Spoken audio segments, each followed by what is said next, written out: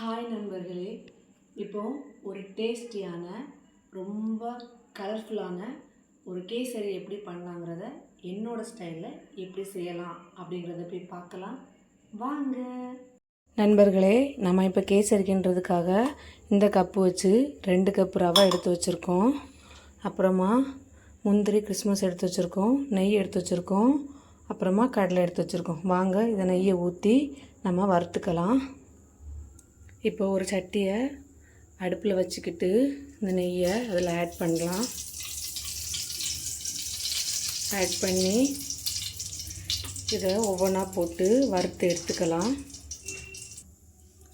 இதை நம்ம இதில் போட்டு இதை வறுத்துக்கலாம்.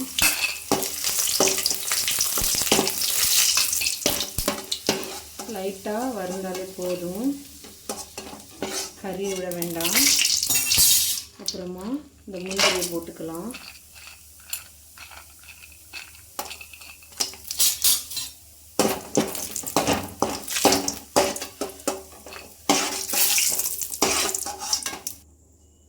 அப்புறமா இந்த கடலையை போட்டு வறுத்துக்கலாம்.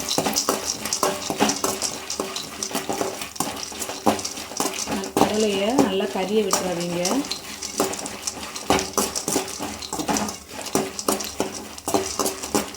கொஞ்சம் பொன்னிறமாகிற வரைக்கும் வறுத்துக்கலாம்.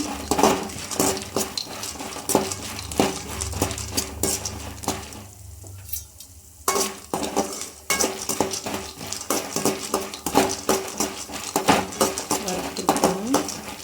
சரி, இந்த பருவத்தில் நம்ம எடுத்துடலாங்க.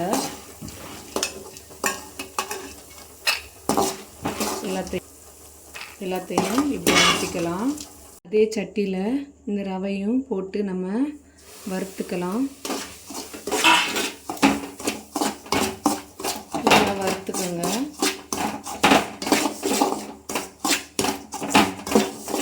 கறியை விட்டுறாதீங்க. ரவையை கொஞ்சமாக இப்படி வறுத்து எடுத்துக்கோங்க.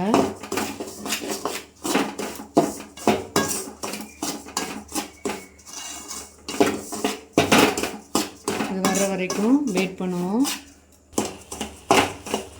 இந்த பருவத்தில் இதை வறுத்து எடுத்துக்கோங்க.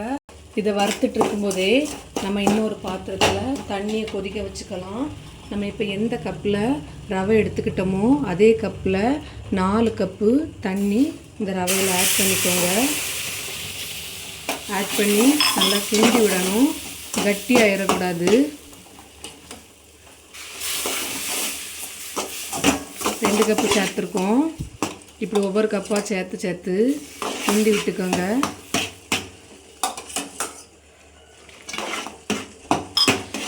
கட்டி ஆகாமல் நல்லா கிண்டி எடுத்துக்கோங்க.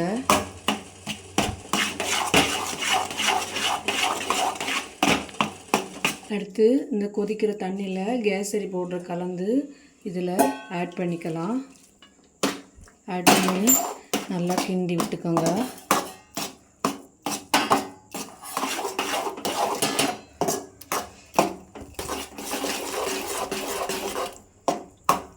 இப்படி நல்லா கலந்து விட்டுக்கோங்க. அந்த கலரு எல்லா பக்கமும் பிடிக்கிற மாதிரி கலந்து விட்டுக்கோங்க.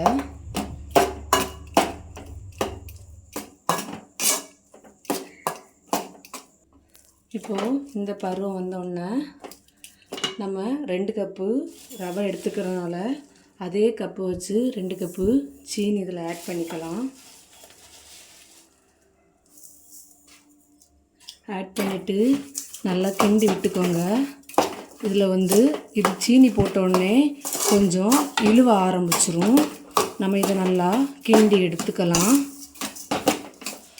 சீனியை நல்லா மிக்ஸ் பண்ணி விட்ட உடனேயே நம்ம பொரிச்சு வச்சுருக்க இந்த கடலை முந்திரி எல்லாத்தையுமே இதில் ஆட் பண்ணிக்கலாம்.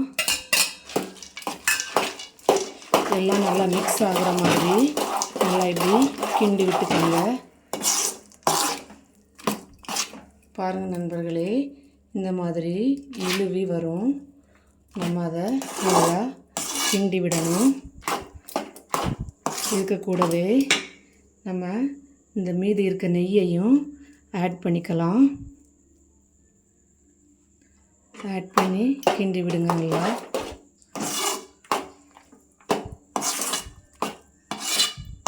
உங்களுக்கு இனிப்பு அதிகமாக வேணும்னா இன்னும் ஒரு அரை கப்பு இதில் சீனி சேர்த்துக்கலாம்.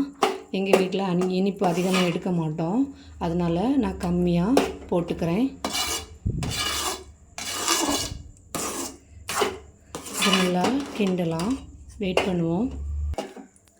இது கிண்டவே நம்ம இதுக்கு இடையில நெய்யையும் ஆட் பண்ணி கிண்டணும்.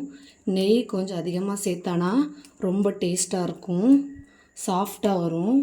அப்படியே ஊற்றி நல்லா கிண்டிக்கோங்க.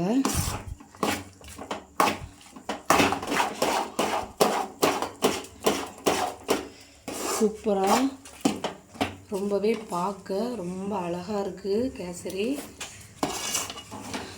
இன்னும் கொஞ்ச நேரத்தில் ரெடி ஆயிடும். ரெடி ஆகிற வரைக்கும் நம்ம இதை கிண்டி விட்டுட்டு வெயிட் பண்ணுவோம். நண்பர்களே, இப்போ நமக்கு கேசரி ரெடி ஆயாச்சு. வாங்க, ரொம்ப டேஸ்டியான இந்த கேசரியை நம்ம டேஸ்ட் பண்ணி பார்க்கலாம். ஹாய் நண்பர்களே, இப்போ நம்ம ரொம்ப சூப்பராக கலர்ஃபுல்லான டேஸ்டியான ஒரு கேசரி செஞ்சு எடுத்துகிட்டு வந்திருக்கோம். வாங்க நம்ம இதை டேஸ்ட் பண்ணி பார்க்கலாம்.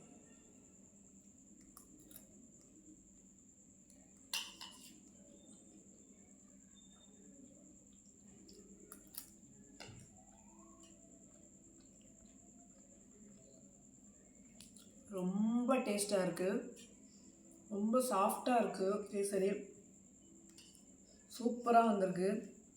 நீங்களும் வீட்டில் செஞ்சு பாருங்கள், சூப்பராக இருக்குது. அப்படியே நெய் வாசனை அப்படியே கமகமான்னு இருக்குது. குழந்தைங்கள்லாம் ரொம்ப விரும்பி சாப்பிடுவாங்க. இனிப்பும் கரெக்டாக இருக்குது, எங்களுக்கு கரெக்டாக இருக்குது. உங்களுக்கு தேவைன்னா கொஞ்சம் இனிப்பு கூட ஒரு அரை கப் ஆட் பண்ணிக்கோங்க. ரொம்ப டேஸ்ட்டாக இருக்குது. கண்டிப்பாக செஞ்சு பாருங்கள். இந்த வீடியோ பார்த்துட்டு மறக்காமல் என் சேனலை சப்ஸ்கிரைப் பண்ணுங்கள், கமெண்ட் பண்ணுங்கள், ஷேர் பண்ணுங்கள். பாய்.